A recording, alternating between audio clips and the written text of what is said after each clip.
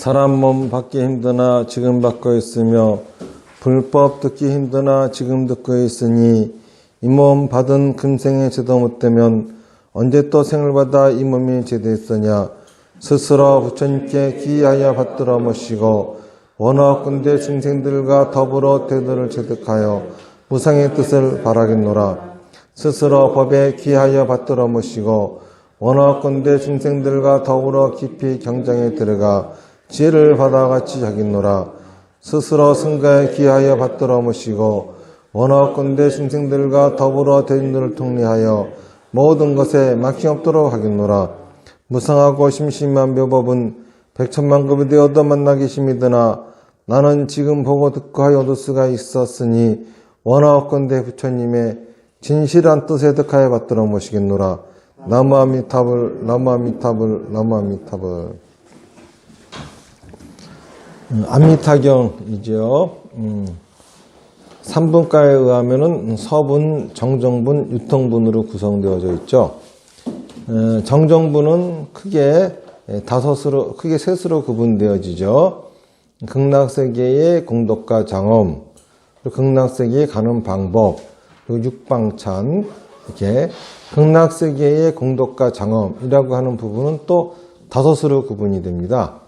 극락세계의 위치, 극락이라고 하는 명칭에 대한 설명, 그리고 또 극락세계의 모습, 또 극락세계의 주체인 아미타불에 관한 이야기, 또 극락세계를 살아가는 중생에 관한 이야기, 이렇게 5으로 구분이 되어지죠. 그 중에서 지금 저희들이 보고 있는 부분은 극락세계의 모습에 관한 이야기예요. 그래서 저번 주에는 극락세계는 7겹의 난간과 그물과 가로수가 있고 또 극락세계에는 7보연못이 있다. 그곳에서는 팔공독수를 갖춘 물에서 연꽃이 피어나는데 각자 자기 색깔마다 빛으로 변한다 라고 하는 이런 부분까지를 이제 저번 시간에 봤습니다. 오늘은 이제 참정성전 페이지 241페이지 그 다음부터 볼 차례죠. 보면은 또한 사리부라 저 불국토에는 항상 청상의 음악이 만들어지며 황금으로 된 땅에는 낮과 밤 6시에 하늘에서 만다라꽃이 비 내리느니라. 그 나라의 중생은 언제나 맑은 아침에 각자 옷과 바구니에 가득히 담은 여러 가지 진귀한 꽃을 타방에 10만억 불에게 공양을 올리느니라. 바로 먹을 때가 되어 본국으로 돌아와 식사를 하고 불도를 닦느니라. 사리부라 극락구토는 이와 같은 공덕과 장엄으로 성취되어 있느니라. 이 부분을 이제 오늘 볼 것입니다. 저 불국토에는 항상 천상의 음악이 만들어진다 그랬어요. 다시 말해서 이제 삶을 완전 연수하며 살아가는 사람, 생각과 말과 행동을 완전 연수하며 살아가는 사람에게는 천상의 음악이 항상 만들어진다라고 하는 거죠. 자, 그러면은 음악이라고 하는 건 뭐냐?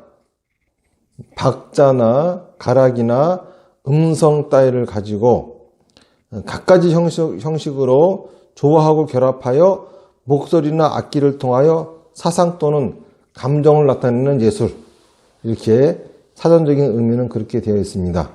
다시 말해서 어떤 감정이나 예술을 박자, 가락, 음성을 가지고 갖가지 형식으로 조화해서 목소리나 악기를 표현해내는 것, 이게 음악이라고 하는 거죠. 이런 음악에는 좋은 음악이 있고 나쁜 음악이 있어요. 우선 좋은 음악이라고 하는 것은 목소리나 악기로 표현되어진 박자, 가락, 음성 이런 것들이 듣기 좋아야 할 것이고, 그리고 표현하고자 하는 감정과 의미가 잘 전달되어지면은 좋은 음악이다 이럴 수 있겠죠. 나쁜 음악이라고 하는 건 뭘까요? 목소리나 악기로 표현되어진 박자, 가락, 음성 따위가 듣기 싫어. 거기다가 또 거기서 표현하려고 하는 사상이나 감정 이런 것도 제대로 전달도 안 돼. 그러면 이런 거는 나쁜 음악이라고 하겠죠. 자, 그러면은 천상의 음악, 그럼 뭘까요? 천상의 음악, 그럼 이거는 나쁜 음악이 아니라 좋은 음악이라는 소리예요. 그러니 당연히 거기서 나오는 박자, 가락, 음성 따위는, 그쵸? 굉장히 듣기 좋은 거일 것이고, 그리고 또 거기서 표현하려고 하는 사상이나 의미, 감정 이런 거는 굉장히 잘 표현되어지는 그런 음악이 되겠죠. 그런데 이 정도만 가지고 그치? 천상의 음악이라고 할 수는 없어요. 우리가 그 굉장히 즐겨 듣는 클래식, 고전 음악들 들어보면은 진짜 그 박자나 가락이나 음성이나 이런 것들 아주 듣기 좋습니다. 그리고 우리가 그냥 생각하지 않아도 그 음악만 들어도 그 음악을 만든 사람이 표현하려고 하는 게 싹 드러나요. 이 베토벤의 월간 같은 음악을 들어보세요. 그냥 그 음악을 듣기만 있어도 진짜 달빛이 보이는 듯해요. 얼마나 잘 표현이 되어 있어요. 이런 식의 좋은 음악들이 굉장히 많습니다. 근데 이런 정도 좋은 음악 가지고서 우리가 천상의 음악이다 라고 할 수는 없겠죠. 옛날에 그 민주화 운동 할 적에 경찰에 끌려가가지고 고문당하는 사람들, 그 사람들 고문할 적에 경찰들이 이 듣기 좋은 클래식 음악을 틀어놓고 고문을 했대요. 그러니까는 그 사람들은 클래식 음악만 들으면 그냥 기절한데, 옛날 그 고문당할 때 생각이 떠올라가지고. 그러니까는 아무리 좋은 음악이라 하더라도 그런 환경 속에서 들으면은 좋은 음악이 아니에요. 그런 정도 음악을 가지고 천상의 음악이라고 하지 않겠죠. 그런데 만약에 그 민주화 운동을 하다가 잡혀가지고 고문을 당하고 있는 그 사람한테 갑자기 이런 소식이 들려오는 거야. 야, 민주화가 이루어졌어. 독재 정권이 드디어 물러났대. 얼마나 듣기 좋은 소리일까? 그렇죠? 우리나라 대한민국의 독립을 꿈꾸면서 일본 헌병들한테 잡혀가지고 고문당하고 있던 사람들한테 야, 일본이 패망했대. 드디어 우리가 독립이 됐대. 얼마나 듣기 좋은 소리일까? 그렇죠? 이때 그 소리는 음정, 가락, 박자 다 잘 맞아요. 그렇죠? 또 여기에는 있잖아요. 거기에 나와 있는 사상, 감정 기가 막히게 잘 표현되어져 있어요. 그러면서 최고의 음악이죠. 그러니까 뭡니까? 생각과 말과 행동을 완전 연수하며 살아가는 사람에게는 항상 천상의 음악이 있다라고 하는 건 뭡니까? 자기가 현재 고민하고 있는 거, 또 자기가 현재 바라고 있는 거, 자기가 원하는 것들이 이루어지는 소리죠. 또 자기가 원하는 것들이 이루어질 수 있다고 하는 희망찬 소리죠. 이것이, 그렇죠? 이것이 가장 천상의 음악이 아닐까 싶은 거죠. 자, 그 다음에 또 이제 극락세계에는 땅이 황금으로 만들어졌대요. 땅이 황금으로 된 땅이에요. 자, 그러면은 땅이라고 하는 게 뭐죠? 땅이라고 하는 거는 만물을 세우고 있는 거예요. 땅에는 건물도 쓰고 있고 나무도 쓰고 있고, 그렇죠? 땅이 있으니까는 바다도 있는 겁니다. 땅이 있으니까 하늘이 있어요. 만물은 땅 위에 서 있습니다. 그 땅에 누가 서 있습니까? 내가 서 있어요. 그렇죠? 내가 서 있는 땅, 내가 서 있는 땅, 이게 바로 황금이래요. 그러면 나라고 하는 거는 뭐죠? 나라고 하는 거는 뭐예요? 나라고 하는 거는 내 생각이에요. 그렇죠? 어떤 사람이 날 보고 저 나쁜 놈 할 적에 뭘 보고 나쁜 놈이라 그럽니까? 내 생각이 나쁘니까는 내가 하는 생각이 그 사람이 보기에는 나쁘게 보이니까 나쁜 놈 그러는 거예요. 아, 저 사람은 너무 현명해. 날 보고 누가 그럽니다. 응? 저 사람 진짜 똑똑해. 그래요, 저한테.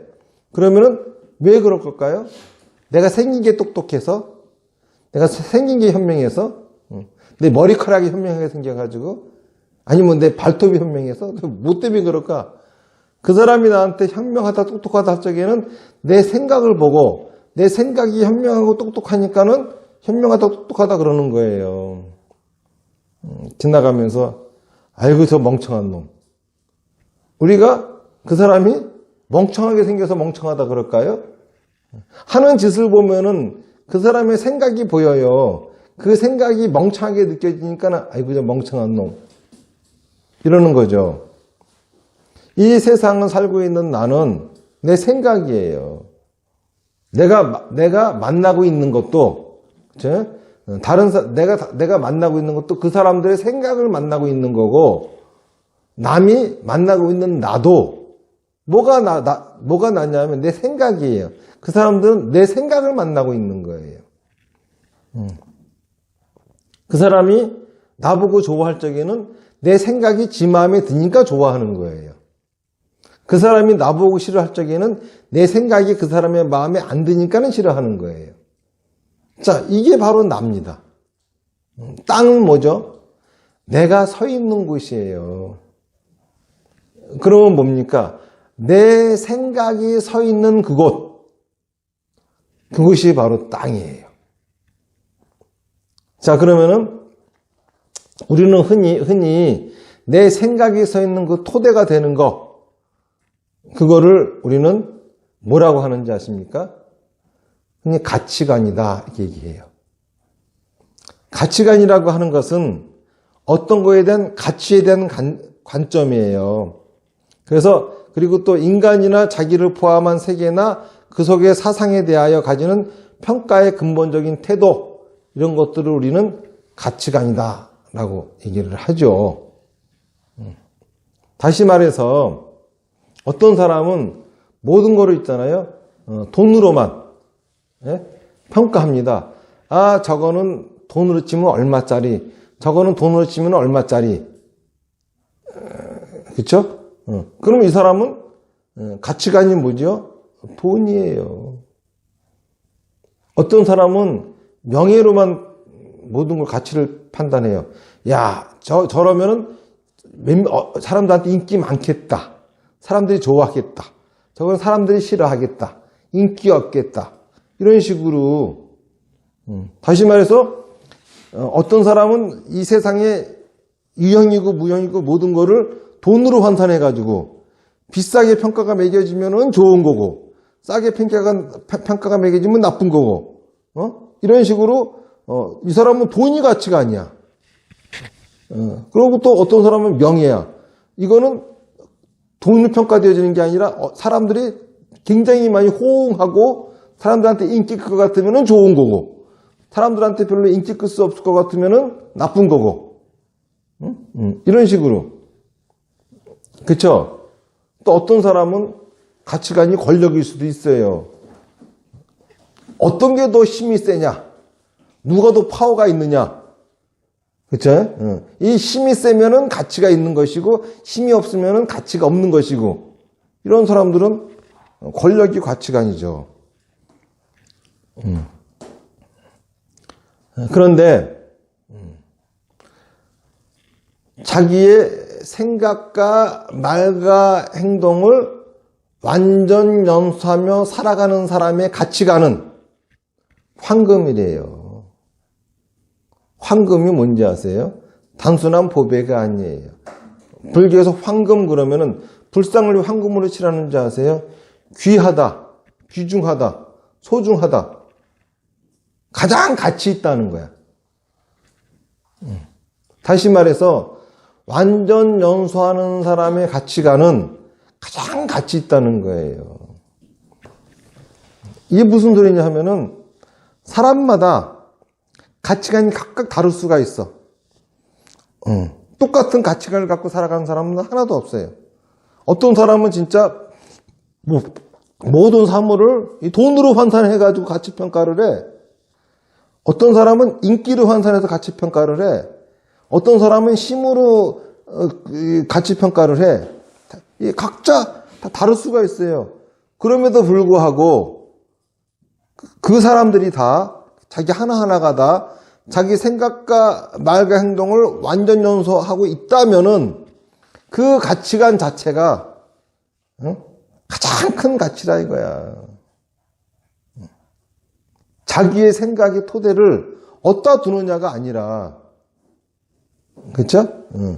그 생각을 그 토대에다 둔 그거로부터 나오는 내 생각과 말과 행동 모든 것을 다 완전 연소하며 살아간다면은 그 사람이 서 있는 그것, 토대가 되는 그것, 그건 그 자체로서 아주 가치 있는 것이 되는 거죠. 그 다음에 이제 황금으로 된 땅에는 낮과 밤 6시에 하늘에서 만다라꽃이 비 내리느니라. 그래요. 땅은 황금으로 되어 있어요. 다시 말해서 생각과 말과 행동을 완전 연소하는 사람의 그 생각의 토대가 되는 그것이 무엇이든지 간에 가장 가치 있고 가장 귀중한 거예요. 그 사람 생각의 토대가 되는 그거는. 그런데 거기에 하늘에서 만다라꽃이 비 오듯이 내린대요. 이 만다라꽃이라고 하는 거는 어떤 거냐 하면은 일명 파라질다수라고 불리는 꽃이거든요. 근데 인도에서는 짧은 겨울이 지나고 이제 봄이 시작이 되잖아요. 그럼 제일 먼저 봄을 알리는 꽃이 돼요. 그래서 사람들은 이 꽃을 보면은 기적처럼 생각하고 환희를 느끼기 때문에 이 꽃이 의미하는 바는 기적과 환희예요.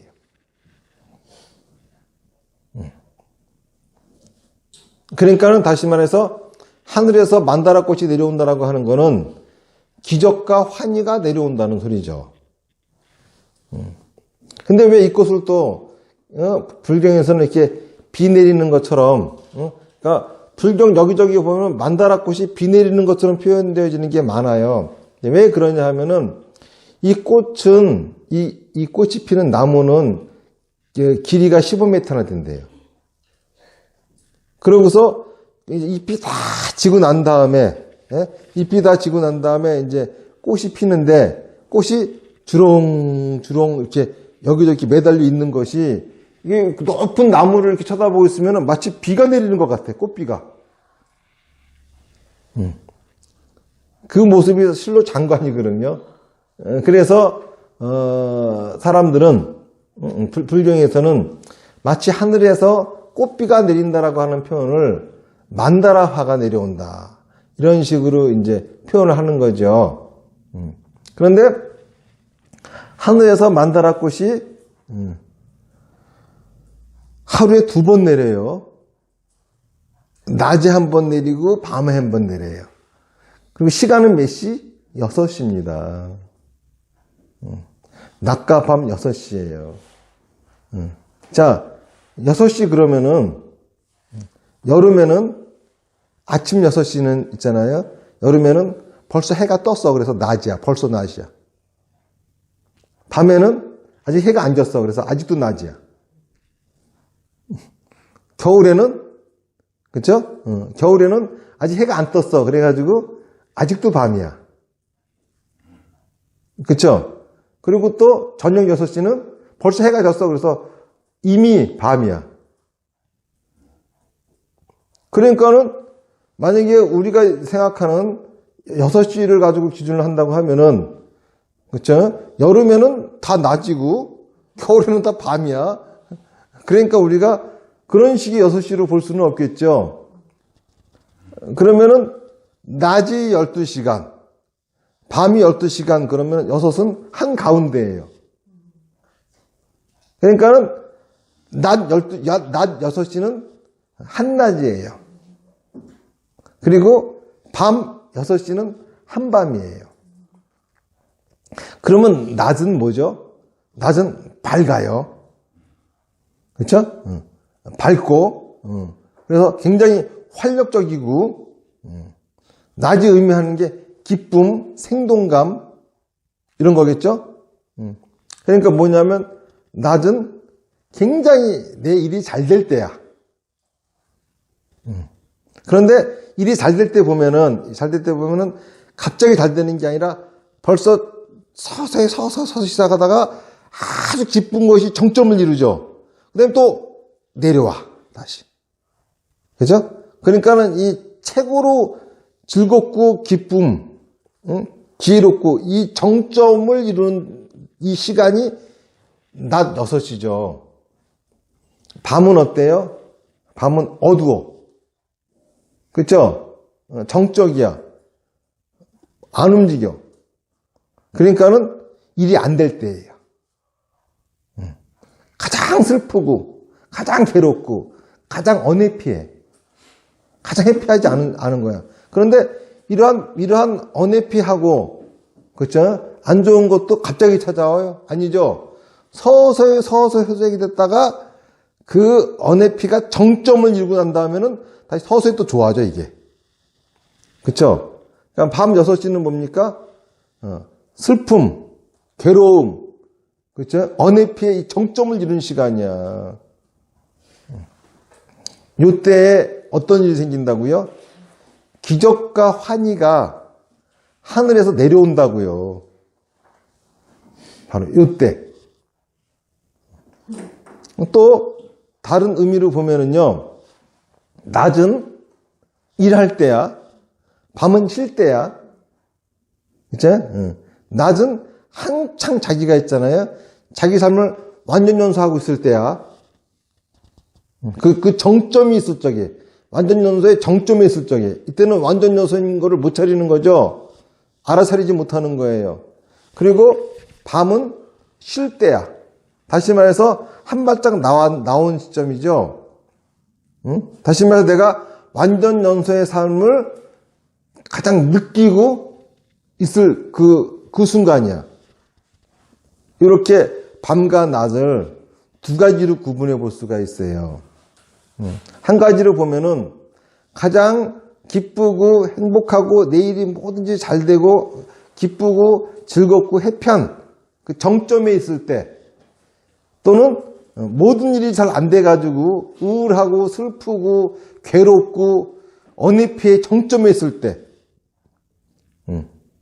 또는 나는 느끼지 못하더라도 내 삶이 완전 연소의 정점에 있을 때, 또 하나는 내가 내 삶의 행복함을, 그렇잖아요? 그 가장 느끼는 정점에 있을 때, 이때 무슨 일이 있다고요? 하늘에서 기적과 환희가,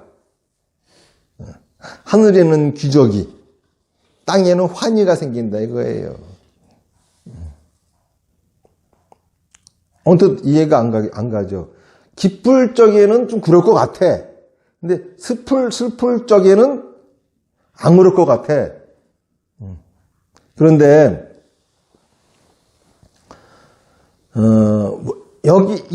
이거를 느끼는 거에 전제되어지는 거는 자기의 생각과 말과 행동을 완전 연소한다는 것이 전제되어져야 돼요. 생각을 완전 연소한다고 하는 거는 자기가 자기 생각을 명확히 하고 뚜렷이 하고, 그렇죠? 자기 생각을 구현하기 위해서 최선을 다해서 말과 행동을 할 때예요.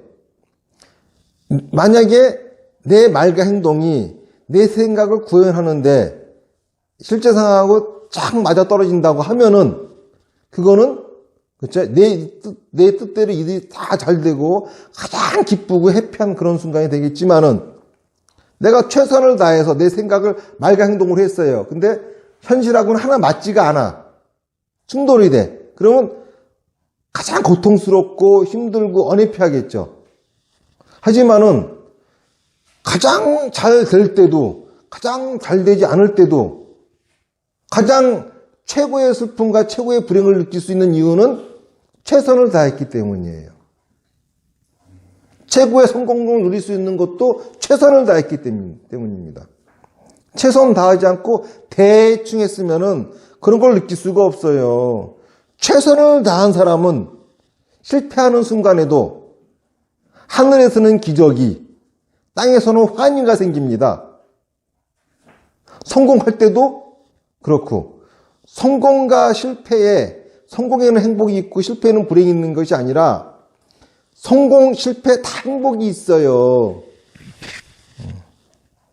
불행은 완전 연소하지 않는 곳에 불행이 있어요. 자기 생각과 말과 행동을 완전 연소하는 곳에 행복이 있는 것이고, 성공하든 실패하든 자기 생각과 말과 행동을 완전 연소하지 않는 곳에는 성공하든 실패하든 거기에 불행이 있는 거예요. 다시 말해서 즐겁고 기쁘고 해피한 순간도 괴롭고 좌절스럽고 어내피하고 우울한 순간도 최선을 다해서 살았다고 한다고 하면은 해피한 것이지만은, 최선을 다하지 않고 행복한 것이지만은 최선을 다하고 살지 않았다고 하면은 불행한 삶이에요. 극락이 아니에요. 극락에는 항상 성공만 있고 그렇지 않아요.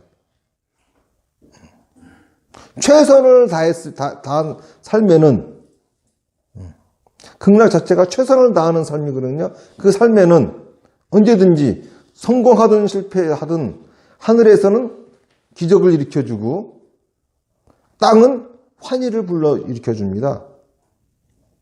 그러니 우리가 해야 할 거는 생각과 말과 행동을 완전 연소하는 그러한 삶을 살아야지 성공에 집착하고 실패에 좌절하는 삶이 아니라고. 실패도 있잖아요. 제대로 좌절하려면 최선을 다했어야 제대로 좌절할 수가 있어. 제대로 좌절하지 않은 인간은, 제대로 좌절해보지 못한 인간은 일어서질 못합니다. 최선을 다하지 않는 인간은 맨날 제자리 걸음이야. 맨날 시작만 하고 있어. 하지만은 최선을 다한 사람은 설사 실패했다 하더라도 한 과정은 끝내고 새로운 출발을 준비합니다. 바로 극락세계가 이런 세계라고 하는 거예요. 생각과 말과 행동을 완전 연소하는 사람, 그 사람에게는 그 사람의 가치관이 무엇이든지 간에, 그 사람이 어떤 가치관을 가지고 있든지 간에, 그렇죠? 그 사람의 가치관 그 자체는 가장 값어치 있는 거예요. 우리가 영화를 보면은 별의별 장르의 영화를 다 보잖아요. 어떤 거는 깡패들의 의리를 그린 영화도 있고, 그렇죠? 어떤 거는 전쟁터에 나가가지고 전쟁하는 영화도 있고, 그렇죠? 어떤 영화는 가족 간의 사랑을 그린 영화도 있고. 여기서 우리가 감동받는 영화는 어떤 걸까요? 꼭 깡패의 의리를 그려야만 감동을 받아? 꼭 가족애를 다뤄주면 감동받아? 아니야. 그렇죠? 뭘 다루든지 간에 거기에 자기 삶을 완전 연소하는, 자기 생각과 말과 행동을 완전 연소하면서 최선을 다하면서 살아가는 사람이 있다 하면은 우리는 그 모습을 가지고 감동을 합니다. 그런 인생을 살아가는 게 극락이라는 얘기예요. 이렇게 보면은 분명히 우리가 영화를 봐도 그렇잖아요. 그래봐야 제가 뭐 깡패 양아치 놈도 그린 영화인데 뭐 그러면서도 감동받아. 안 그렇습니까? 어떤 건 아주 우울한, 그쵸? 비참한 세상을 그렸는데도 감동받아. 얼마 전에 본 어떤 영화는 드럼 치는 친구인데 끝까지 성공을 못하더구만. 그래도 감동을 받아. 바로 이런 거예요.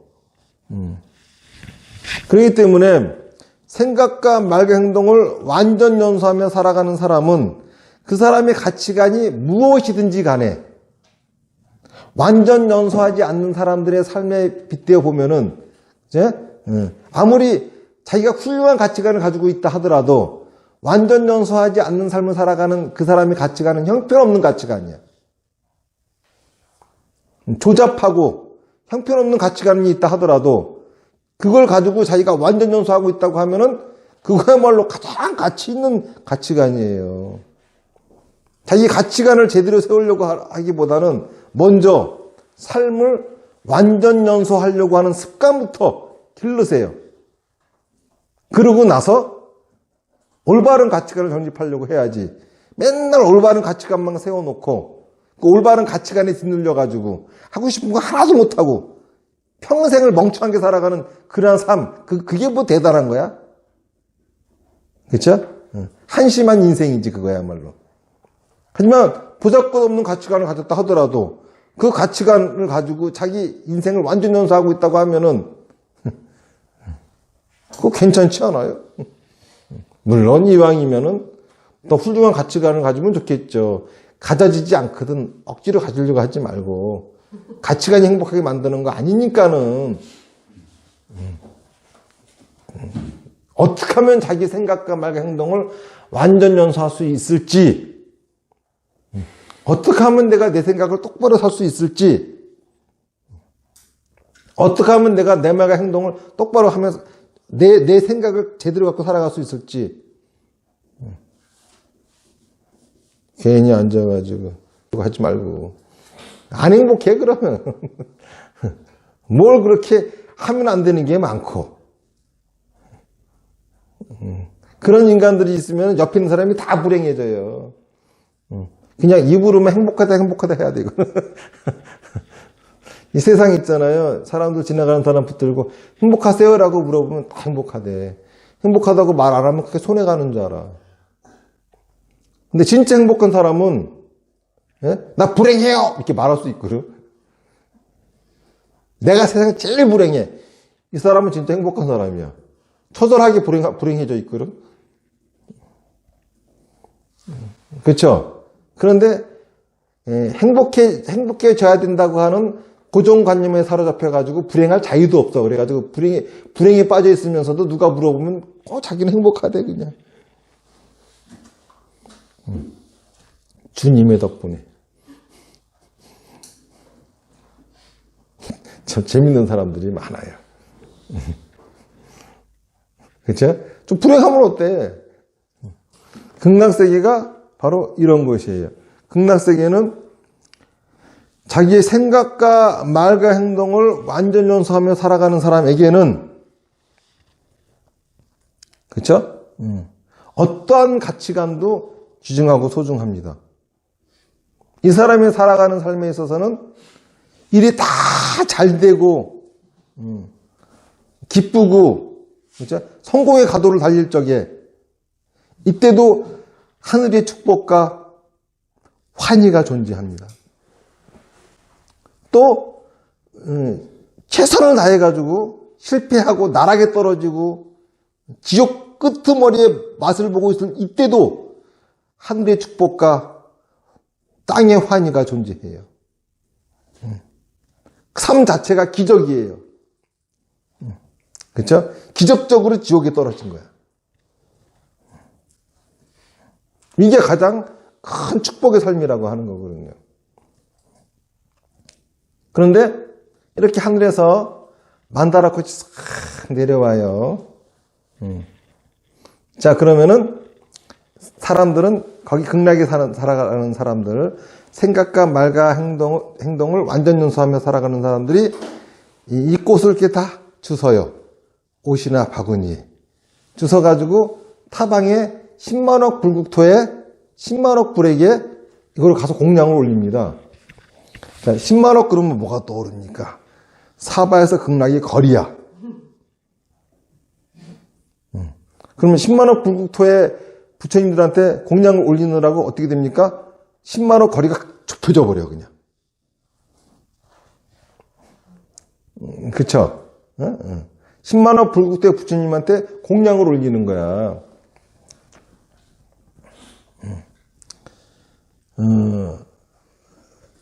이 책을 보세요, 이게. 여기가 앞이고 여기가 뒤에요. 그쵸? 자, 그러면 나는 이 앞만 필요하고 뒤는 필요 없어. 그래가지고 뒷장을 찢어버렸어. 그러면 뒤가 없어졌을까? 뒤가 또 생겨. 아무리 찢어도 나중에 겉표지 한 장만 남겨도 앞에 있으면 뒤가 있는 거야. 그걸 또 코팅을 100개를 해도 또 앞에 있고 뒤에. 앞이 존재하는 한 뒤는 항상 있어요. 그렇죠? 병이 겉과 속이 있어. 나는 속은 필요 없어. 겉만 있으면 돼. 그래서 속을 자꾸 없애. 그런다고 속이 사라질까? 겉이 존재하는 한 속은 없어지지 않아요. 여기 오른쪽 왼쪽이 있어요. 오른쪽 왼쪽이 있는데 나는 오른쪽만 필요하고 왼쪽은 필요 없어. 그래서 왼쪽을 자꾸 잘라내. 그러면 왼쪽이 없어질까? 아니야. 왼쪽을 잘라도 오른쪽이 있으면 계속 왼쪽이 생겨나. 이 세상 모든 거는 그렇게 뜰래야 뜰 수 없는 거예요. 어둠과 밝음은 어떨까요? 지금 밝죠? 그래서 우리가 이걸 불을 껐어. 어두워졌어. 자, 그러면은 밝음이 없어진 걸까요? 아니에요. 밝음은 어두움 뒤에 숨어 있을 뿐이야. 어둠이 존재하는 한 밝음은 사라지지 않아요. 지금 밝아. 그러면 어둠이 사라진 걸까? 아닙니다. 이 밝음 뒤에 숨어 있는 거예요. 밝음이 존재하는 한 어둠도 반드시 존재합니다. 이처럼 부처와 중생의 관계가 이래요. 부처가 있는 한 중생은 반드시 있고, 중생이 있는 한 부처도 반드시 있어요. 중생이 다 제도되어서 부처가 되면은 부처는 없어지는 거예요. 중생도 없어지고. 그러니까는 부처님은 누구 덕분에 사는 거야? 중생이 내 덕분에 사는 거야. 내가 없으면은 부처님도 살 수가 없어요. 존재할 수가 없습니다. 그러니까는 부처님의 구세주가 누구야? 나야. 나는 또 부처님 없으면 못 살아. 우리 중생은. 그렇죠? 나의 구세주는 부처님이야. 내가 부처님을 살려주고 있고 부처님이 나를 살려주고 있는 거예요. 식물과 동물. 식물은 이산화탄소를 배설합니다. 그러면 식물은 산소를 배설합니다. 그러면 동물은 식물이 배출한 산소를 들이마시고 이산화탄소를 배설해. 그러면 요거를 또 식물이 또 먹고 산소를 배설합니다. 서로가 서로를 살려주고 있어요. 부처님은 뭘 드셔야 살 수 있는지 아세요? 부처님의 공작물. 부처님은 중생의 번뇌를 드셔야 살아. 중생은 뭘 먹어야 되는지 알아요? 부처님의 지혜를 먹어야 중생스럽게 살 수가 있어. 중생이 부처님과 함께 하지 않으면은, 그쵸? 제대로 중생 노릇 못하고 살아. 중생이 부처 짓거리 하다가 보면은 불행한 인생이에요. 부처님은 지혜 제조기, 중생은 번뇌 제조기예요. 그래서 중생은 부처님에게 번뇌를 공양을 올립니다. 그럼 부처님은 그 번뇌를 드시고 나야 먹어야 배설을 할 거 아니야. 그래야 지혜가 배설이 되어져. 그렇게 해서 부처님이 배설한 지혜는 또 중생의 양식이 되는 거예요. 그런데 부처님이 드실 수 있는 번뇌는 아무거나 못 먹어. 완전 연소되어진 것만 드실 수가 있어. 극락세계에 살지 않은 중생들의 번뇌는 부처님한테는 못 드셔. 부처님은 그건 독이에요. 그러니까 부처님이 완전 연소하는 삶을 가르쳐 주려고 그렇게 애를 쓰시는 거예요. 당신도 살려고. 다시 말해서 그 만다라 꽃이 뭐라 그랬습니까? 환희야, 축복이야, 기적이야. 어떤 기적? 내 번뇌가 완전 연소되어진 그 기적. 그렇죠? 내 번뇌가 완전 연소되어져 가지고 어떨 때는 성공을 이루고 어떨 때는 실패를 이루고 그것이 하늘에서 하루에 2번씩 떨어집니다. 그러면 비로소 중생은 그걸 다 주워가지고 이제 부처님한테 공양 올릴 수 있는 번뇌지요. 이거를 주워가지고 극락세계의 거리를 좁혀지게끔 10만억 불국토를 다니면 다 주는 거야. 그러면 이제 부처님들은 극락에 이르는 과정의 모든 부처님들은 그걸 드시고 지혜를 배설을 하시는 거예요. 그러면 이제 그걸 또 갖고 와가지고 식사를 할 수가 있는 거야. 드디어 먹을 게 생겼잖아요. 완전 염소의 삶을 살아가는 사람의 양식은 부처님의 지혜입니다. 그리고 부처님이 양식은 완전 염소의 삶을 살아가는 사람의 번뇌입니다. 완전 염소 되어져 버린 번뇌입니다. 그래서 이제 부처님에게 지혜를 받아가지고 이제 아침을 먹으려고 그쵸? 갖고 들어와요. 들어오는데 이 사람은 어디로 오는 줄 아세요? 오는 곳이 사바세계로 돌아와. 그런데 자기는 사바세계라고 갔는데 실제로 객관적으로 보면은 극락세계로 돌아간 거야. 무슨 얘기인지 아시겠죠? 왜 사바세계로 가야 태울 번뇌가 많잖아요. 완전 연소할 연료가 많잖아. 완전 연소할 연료가 많기 때문에 본인이 간 곳은 사바세계지만은 다른 사람들이 보면은 완전 연소하고 있으니까는 극락세계야. 그렇죠? 본인의 감각은 사바세계지만은 이게 바로 10만억 불국토라고 하는 거리예요. 본인은 사바세계인 줄 알고 살지만은 실제로는 극락세계야. 여기에 돌아와서 그렇죠? 이렇게 사바세계로 본인은 돌아왔어요. 하지만 진짜 극락이에요. 여기서 부처님의 지혜를 먹는 겁니다. 먹을 때가 돼서 본국에 돌아와 식사를 하고 불도를 닦느니라. 이 불도가 한자로 보면은 반식경행, 식사를 하고 경행. 이 경행이라고 하는 것이 불도란 소리예요. 불도를 닦는다 그런 소리예요. 불도를 닦는다고 하니까는 뭐죠? 불교의 길을 닦는 거야. 불도. 자, 그럼 불도는 뭘까요? 당연히 팔정도예요. 불교에서는요, 불도가 팔정도밖에 없어요. 사실 이 팔정도가 나오는 과정을 보면은 원래 인도에서는 석가모니 부처님이 사시던 그 시대 그때 인도에서 있던 종교는 바라문교예요.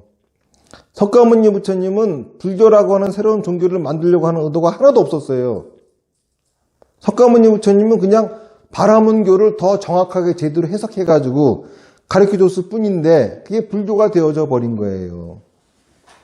자, 바라문교는 어떤 종교냐 하면은 원래 베다라고 하는 성전이 있어요.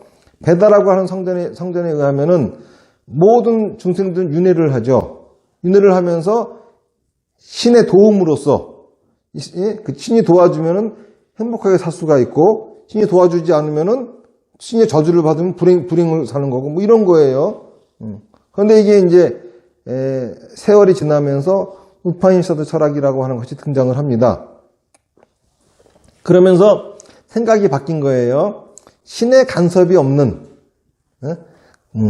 그런 세계에서 살고 싶다. 그러려면은 윤회를 하지 않아야 되겠죠. 윤회를 벗어나면은 신의 간섭을 받지 않고 신들의 속박으로부터 벗어날 수가 있는 거예요. 자, 그러면은 윤회는 왜 합니까? 이 업 때문에 하는 거예요. 그러면 업을 다 소멸해 버리면은 윤회는 하지 않겠네. 이래서 이제 업을 소멸하는 방법이 등장을 하죠. 하나는 명상입니다. 명상이라고 하는 건 어떤 거냐면은 더러운 흙탕물을 가만히 내비두면은 찌꺼기가 가라앉듯이 사람이 명상을 하면 악업이 가라앉는 거야. 그럼 이 악업을 없애. 그러면 선업만 남겠죠? 이것도 싹 없애버려. 그러면 업이 더 없어지는 거야. 그러면 윤회를 안 하겠죠? 또 고행이야. 고행은 뭡니까? 모든 악업은 몸 때문에 지어. 그러니까는 몸을 철저하게 괴롭혀. 악업이 안 생기게. 그러면서 악업을 싹 없애버려요. 그러면 선업만 남겠죠? 선업을 싹 없애버리면 업이 없어지는 거야. 석가모니 부처님도 생로병사의 고통으로 벗어나려면 윤회를 벗어나야 되는 거거든.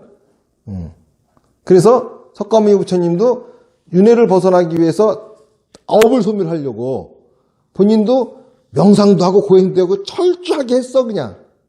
근데 업이 소멸이 안 되네.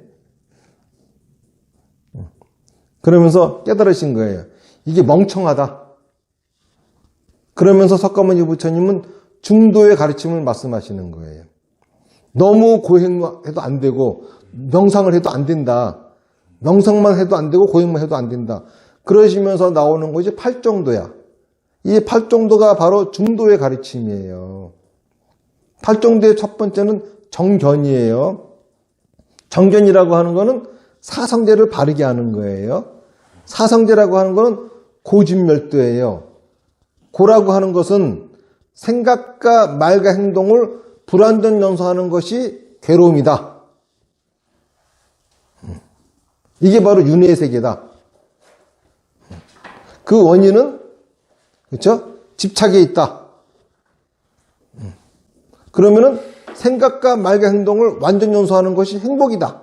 이게 바로 해탈이다.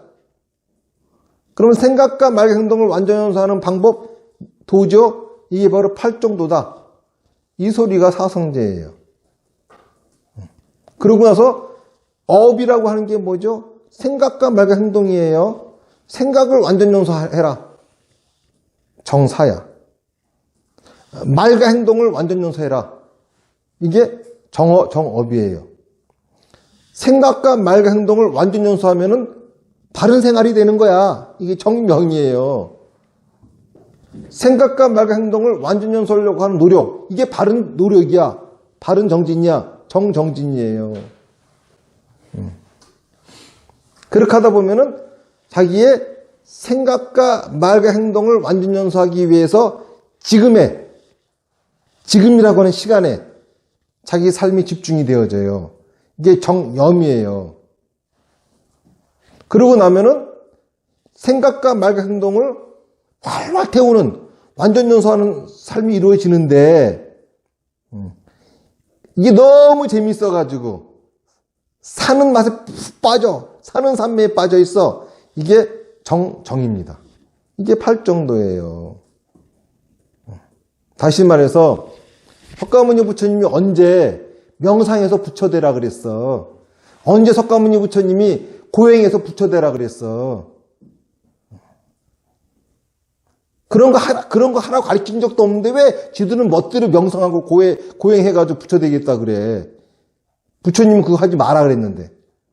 부처님이 말씀하신 명상과 고행은 그렇죠? 부처가 되기 위한 수행이 아니라 생각을 완전 연소하기 위한 거예요. 생각을 완전 연소하기 위해서는 너무 명상에 치우치면 안 돼. 그러니까는 그 우파니샤드 철학에서 하는 거는 생각을 없애는 거잖아. 완전 연소했잖아. 그러니까 무념무상이야. 무념무상이 이게 생각이 소멸된 거야. 그런다고 소멸이 돼? 살아있는 것이. 무념무상 근데 편안하대. 그럼 편안하다는 생각이 있고 편안하다고 하는 상이 있잖아. 어떻게 이게 무념무상이야?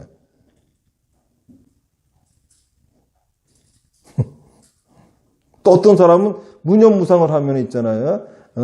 남녀 간에 그런 성적인 그거 하는 것보다 더 큰 쾌락을 얻는데.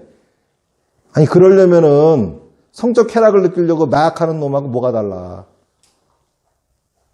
그런 거 하겠다고 명상을 하는 거야? 고행이라고 하는 것도 그렇죠? 그렇게 자기를 학대해야 될 이유가 없어요. 고행한다고 말과 행동이 완전 연소되는 거 아니야. 할 말은 하고 할 짓은 하고 싶은 걸 하고 살아야 하고 싶은 말 하고 살아야 완전 연소되는 거야. 다 참는다고 완전 연소 아니거든. 고행도 어느 때 하는 겁니까? 자기 말과 행동을 완전연소하려고 할 때 하기 위한 도구지. 고행 자체가 목적이 아니에요. 명상도 명상 자체가 목적이 아니야. 자기 생각을 완전연소하려고 하는 게 명상이지. 근데 명상하고 고행하는 것 자체가 목적이 되어버렸어. 그래서 참 궁상맞은 인생을 살다가 죽어요. 뭐 하는 짓입니까 도대체. 언제 부처님이 그렇게 살으라 그랬다고. 그러니까는 극락세계에서 반식정행, 식사를 하고 난 다음에 불도를 닦는다라고 하는 거는 또다시 자기의 생각과 말과 행동을 완전 연소하기 시작한다. 이런 소리예요. 자, 그러니까는 오늘 공부한 전체 부분을 보면은 완전 연소하는 사람의 삶에는, 생각과 말과 행동을 완전 연소하는 사람의 삶에는 항상 실제 상황에 대한 바른, 그쵸? 모습이 실제가 제대로 드러나기 때문에 항상 자기가 이루고 싶어 하는 것을 이룰 수 있는, 자기 소원을 성취할 수 있는 희망이 있고, 소원이 성취되어지는 소리가 들려 천상의 음악이 항상 만들어져요. 무엇보다도 듣기 좋은 소리야. 그리고 그 사람이 살고 있는 그 사람의 가치관, 어떤 가치관이든지 이거는 가장 값어치 있고 존귀한 겁니다. 이 사람이 성공의 절정을 달릴 때, 실패의 절정을 달릴 때, 이 사람이 그렇게 실패의 정점을 달릴 때도 최선을 다했기 때문이고, 성공의 정점을 달릴 때도 최선을 다하고 있을 때야. 자기가 최선을 다해서 얻는 성공과 실패, 그 정점에는, 슬픔과 괴로움, 그 정점에는 항상 기적이 일어나고 하늘의 축복과 땅의 환희가 존재한다는 겁니다. 그러면서 이 사람의 번뇌가 완전 연소되어져 가지고 하늘의 꽃이 돼서 내려옵니다.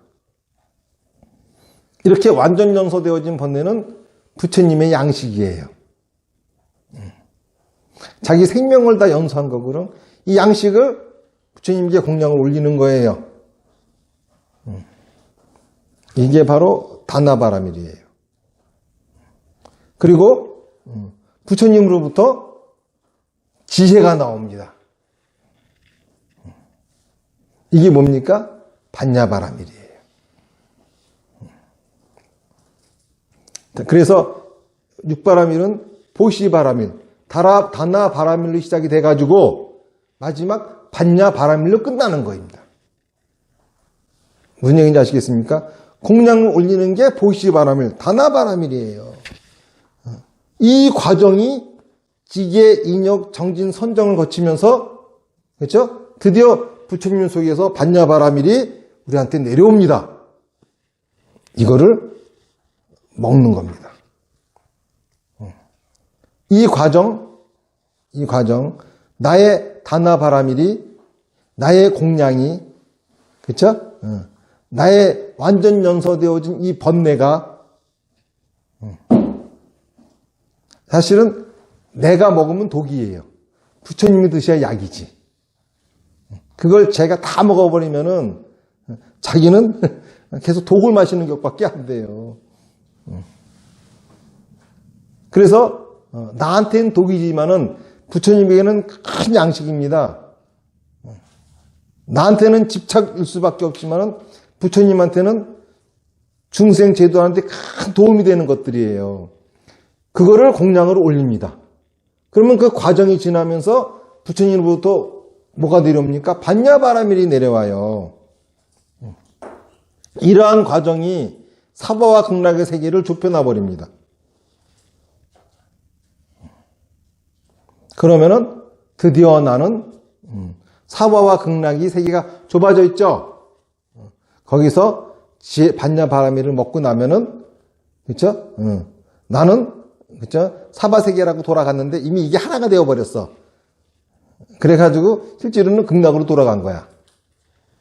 그래서 여기서 또 자기의 생각과 말과 행동을 완전 연소하는 그러한 삶을 살게 된다. 바로 생각과 말과 행동을 완전 연소하며 살아가는 사람의 세계는 이러한 공덕과 이러한 장엄으로 이루어져 있느니라 라고 아미타경이 설명하고 있는 거죠.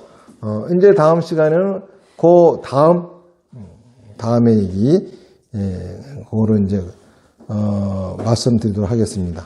그 다음에는 이제 축생 얘기하고 또 이제 이 새가 법문을 하죠. 이런 얘기인데 도대체 천상의 음악과 새가 떠드는 법문이 또 뭔 소린가 이런 것들에 대한 이제 얘기를 완전 연소하는 사람의 삶의 세계가 왜 그런지에 대한 말씀을 다음 시간에 이어서 말씀드리겠습니다.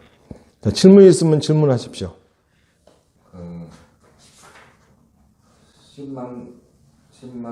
10만억 부국토는 의미는 우리는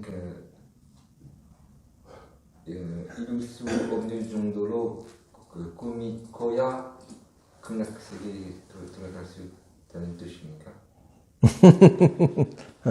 10만억 불국토라고 하는 거는 이룰 수 있는 꿈이 있어야 된다는 소리가 아니라, 자, 10만억 불국토라고 하는 거는 물리적으로 우리가 도달할 수 없는 불가능한 거리예요. 갈 수 없는 거리예요.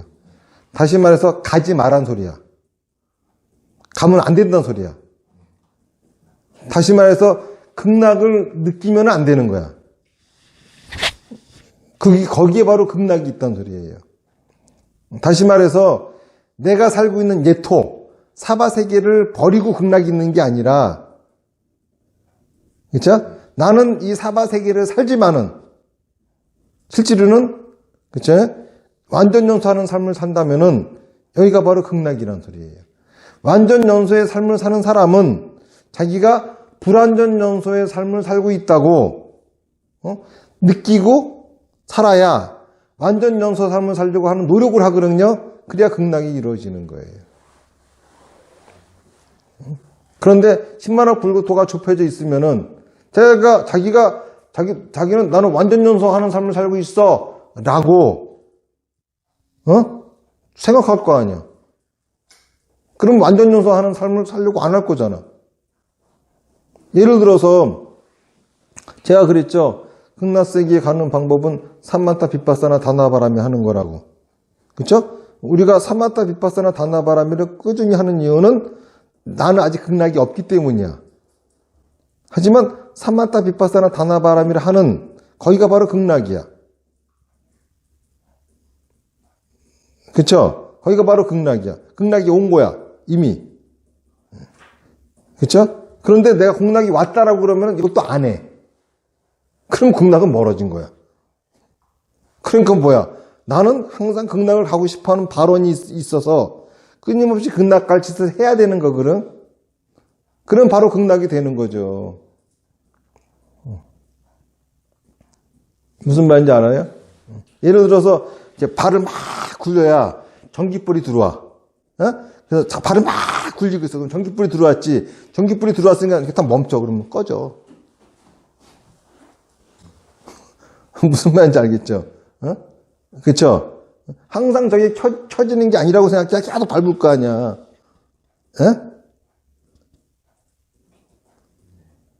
그래야 안 그래요? 딱 멈추면 꺼져. 자전거 이 헤드라이트 봐. 이거 막 채로 밟고 밖에 굴러가야 들어오잖아. 쓰면은 꺼져. 응? 극락도 그래, 극락도. 멈추면은 꺼져. 아니, 생각과 말과 행동을 완전 연소해야 될 거 아니야. 그쵸? 멈추면은 뗄감이 없어, 뭘. 불을 꺼트려 버린 거잖아. 그러면 이 중생은 완전 연소의 삶을 완벽히 이룰 수는 없다는 얘기네, 그죠? 그게 완벽한 거예요. 그러니까 없는 그 자체가 완벽해. 그렇죠. 이룰 수 없는 게 아니라, 그렇게 있는 게, 아니, 자전거 페달을 밟고 있으면 불 들어왔잖아요. 완벽하잖아요. 뭘 더 바래. 그리고 이제 이런 게 있어요. 우리가, 그러면은 맨날 이거 해야 되고, 우리 언제 쉬어요? 죽으면 쉬어요. 그럼 죽지, 뭘. 살아있는 것이 해야 할 거는 사는 거야. 이게 살아있는 중생은 완전 연수할 게 항상 있잖아요. 그렇죠. 네. 그렇죠. 결국 살아있는 한 중생은 완전 연수할 완전 연수할 거리가 없는 건 없다는 거네. 그러니까는 중생의 삶은 두 가지밖에 없어요. 완전 연소 중이든가 불완전 연소 중이든가. 그렇죠. 그러니까는 멈추면 불완전 연소고 계속 밟으면 완전 연소 중이고. 그 거리가 10만원 불고타 이런 얘기네. 그러니까는 가능성이 있다. 그러니까 다시 말해서 멈추지 말란 소리예요. 응? 10만 원 불국토를 건너가면 멈춰지잖아. 끝에 도달한 거니까는. 10만 원 불국토는 멈추지 말란 소리야. 끊임없이 정진하란 소리야. 계속 얘 가고 있는 그 중이 계속 가고 있는 그게 바로 극락이지. 저 끄트머리 있는 게 아니라 이 과정이 다 극락이란 소리예요. 그러니까 다 태웠다 하는 순간은 아니다는 얘기. 그렇죠. 그러니까 만약에 10만 원 불국토가 아니라 한 1km만 있다 그래봐. 그러면은 행복은 1km밖에 안 돼. 금방 끝나. 극락은 그거밖에 안 돼. 그런데 10만 원 불국토가 있으니까는 영원히 행복해. 영원히 극락이야. 도저히 도달할 수 없는 거리에 극락이 있었기 때문에 영원히 자기 삶과 그걸 불태우지. 그렇죠.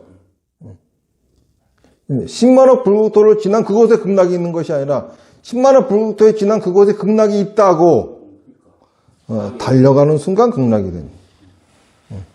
제가 불교는 행복의 내비게이션이라고 그랬어요. 그렇죠? 자, 이제 여러분들이 행복의 내비게이션을 샀어요. 자동차에다 딱 장착을 해가지고 그러면 행복해져? 아니야. 이제 그러면 내비게이션에다가 찍는 거야. 극락. 그러면은 내비게이션이 뭐라 그러는지 알아요? 탐색불능. 목적지를 똑바로 입력하세요. 그래요. 그러면 행복하면은 탐색불능. 그러면은 목적지를 어떻게 찍어? 자기가 가고 싶은 곳을 찍어. 그러면은 극락은 언제부터 시작됐냐 하면은 가기 시작하면서부터 극락이야. 그러면 극락은 언제 끝나? 도착하면 끝나는 거야. 그렇죠? 그러니까는 목적지까지 가는 길이가 길면 길수록 극락은 무한정이거든. 그러니까는 여러분들이 한 1년이면 이룰 꿈, 목적지다 그거 찍어 놓으면은 극락은 1년뿐이야. 나처럼 1000만 년을 지나도 이룰 수 없는 꿈을 찍어 놓으면은 그 정도는 행복하다.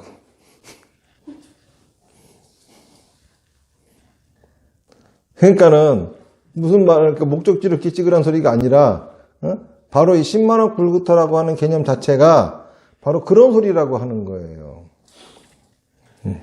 더욱더 극락을 오랫동안 즐기란 소리야. 왜? 성공도 실패도 다 극락이니까. 목적지에 도달한 순간 그건 극락이 아니야. 완전연소했다고 하는 순간 열반적정의 세계야. 끝났어. 부처가 되는 순간 끝이야. 이제는 아무것도 없어. 이제 그쵸? 푹 쉬시든가 그때부터 그럼.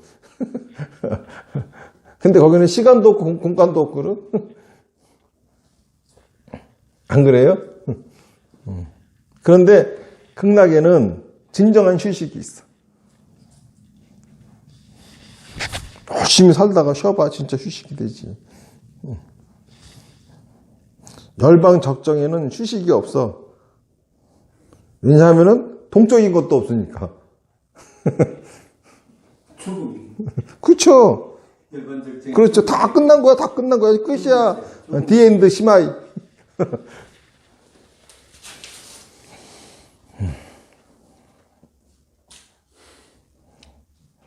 그러니까 무슨 열반 적정을 목표로 삼는 거는 거기까지 가는 세계가 극락이라서 그러는 거예요. 극락의 거리가 10만억 불국토 이유는 그치? 극락을 향해서 가고 있는 중이 다 극락이기 때문이야. 그 세계가 여기 경전에 써 있는 그 세계라고. 마치겠습니다. 나무아미타불 연불 10번 하겠습니다. 시작. 나무아미타불, 나무아미타불, 나무아미타불, 나무아미타불, 나무아미타불, 나무아미타불, 나무아미타불, 나무아미타불, 나무아미타불, 나무아미타불. 성불하십시오.